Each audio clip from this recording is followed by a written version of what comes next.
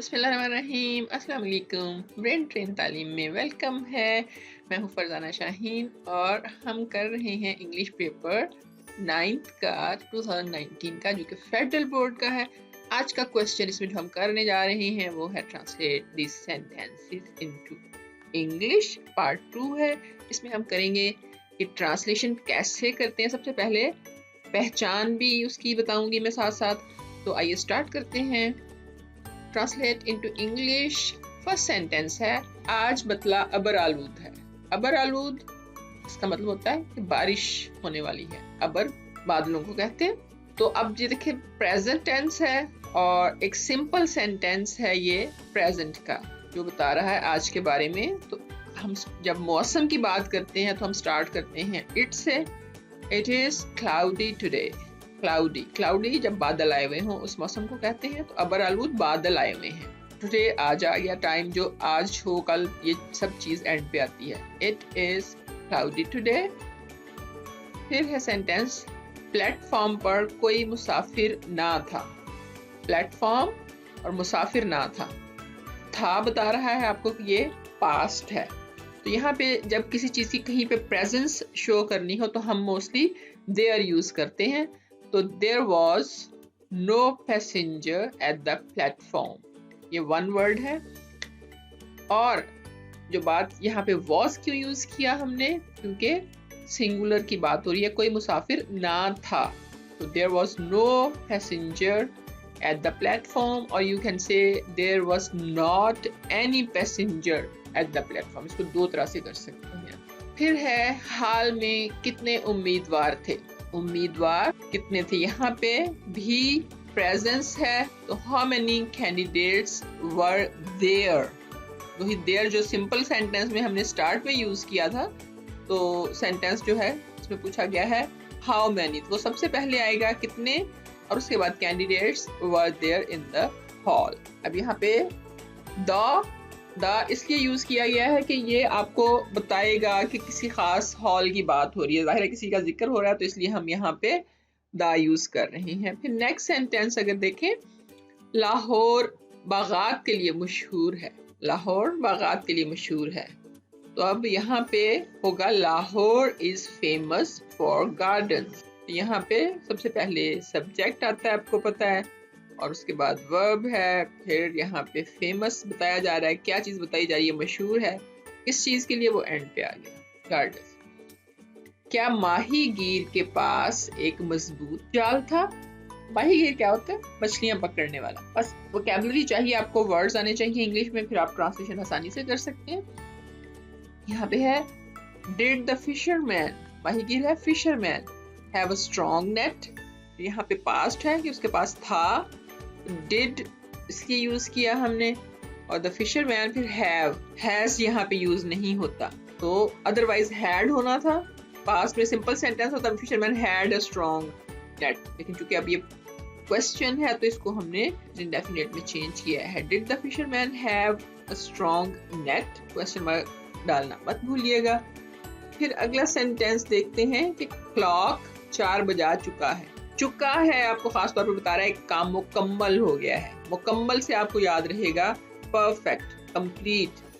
तो ये perfect tense है, और है से पता चलता है कि प्रेजेंट है, तो प्रेजेंट परफेक्ट टेंस है। The clock has struck 4।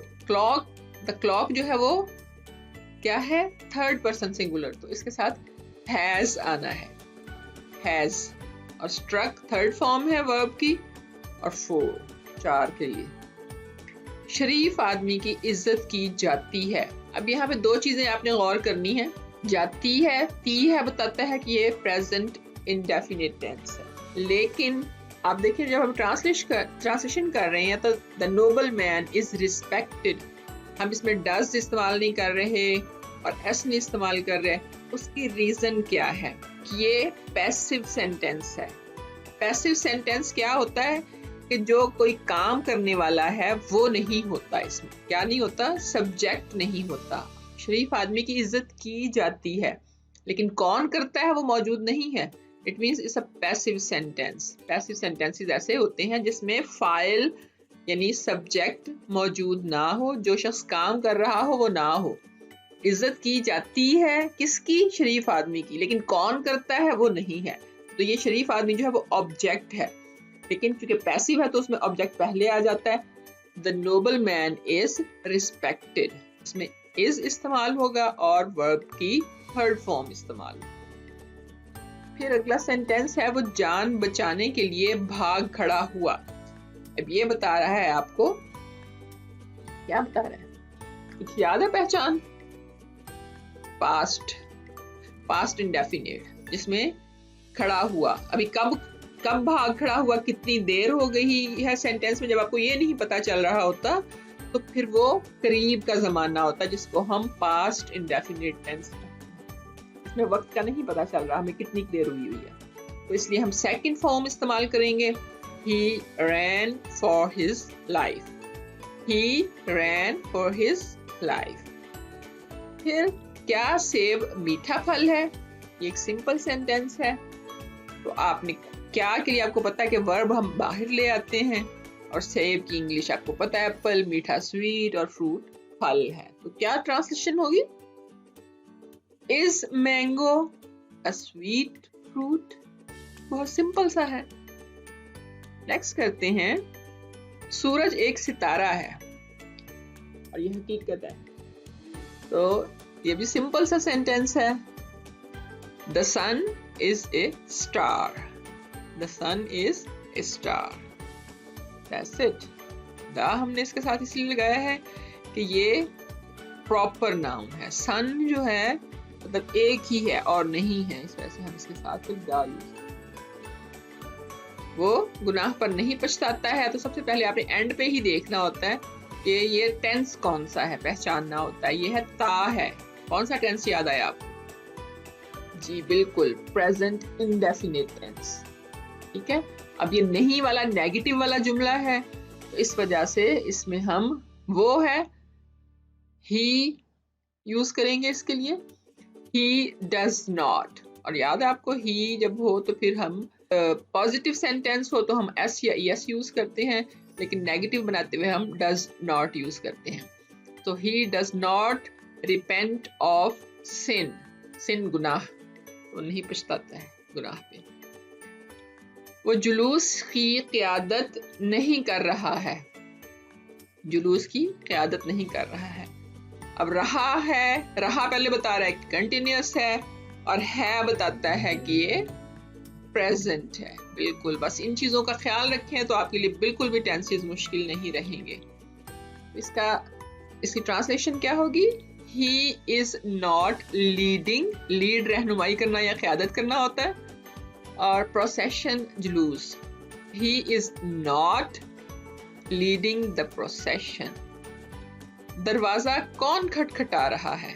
यहाँ पे भी आपको पता चल रहा है कि ये कंटिन्यूअस है और प्रेजेंट है, तो प्रेजेंट कंटिन्यूअस टेंस।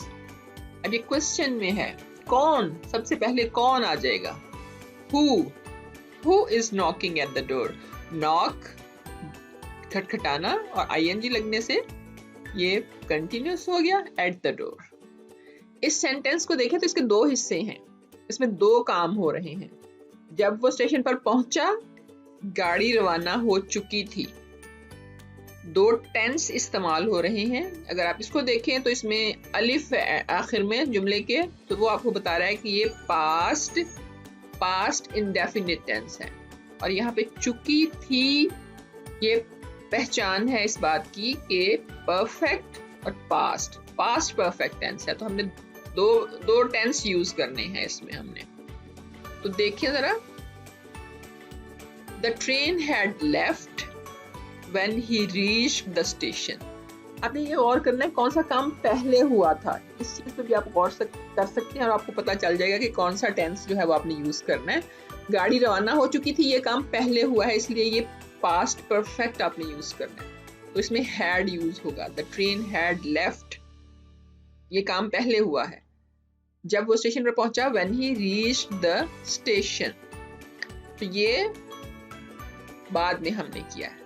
इसी सेंटेंस को हम एक तो और तरीके से भी ट्रांसलेट कर सकते हैं। जैसे कि सेंटेंस में लिखा गया, तो पहले हम ये वाला पार्ट करें। जब वो स्टेशन पर पहुंचा, When he reached the station, then हमने कॉमा लगाना है। अगर आप कॉमा नहीं लगाएंगे तो ये सेंटेंस रॉन्ग हो जाएगा। The train had left, गाड़ी रवाना हो चुकी थी। हमने यहाँ पे ये लिख दिया है। एक और बात इसमें मैं बताऊं कि ये इसमें डिपेंडेंट क्लॉज भी है। एक क्लॉज डिपेंडेंट है और एक इंडिपेंडेंट है। आपको पता है कि डिपेंडेंट और इंडिपेंडेंट क्लॉजेस क्या होती हैं?